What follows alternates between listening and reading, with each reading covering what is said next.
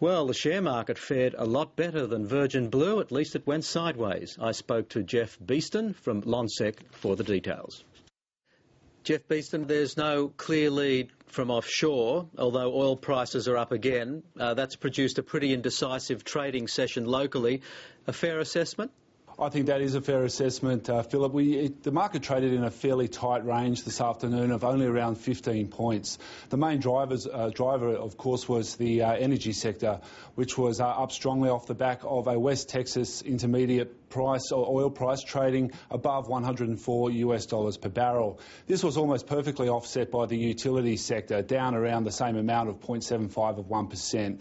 Volumes were a little bit more encouraging today, with about $7.5 billion traded on the local market, with the ASX 200 up about 9 points to 46.52. Well, it seems also that Hong Kong is the place for Australian mining executives this week. There are a couple of conferences taking place. Rio Tinto's chief executive, Tom Albanese, had something to say, I understand.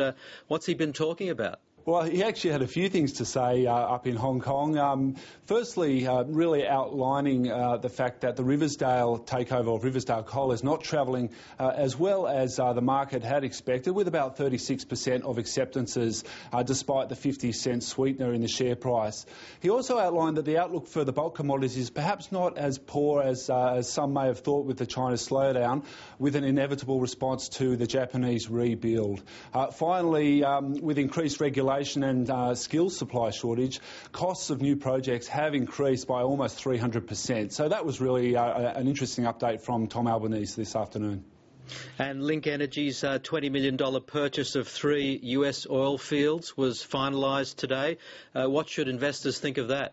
Well, I think it really marks a strategy of diversifying into trying to get leverage into the higher oil price for Linc Energy. Obviously, a $20 million acquisition is not a huge amount for a company of that size, but investors should view that as perhaps the first of more to come in the pipeline. The stock was flat today, $2.82.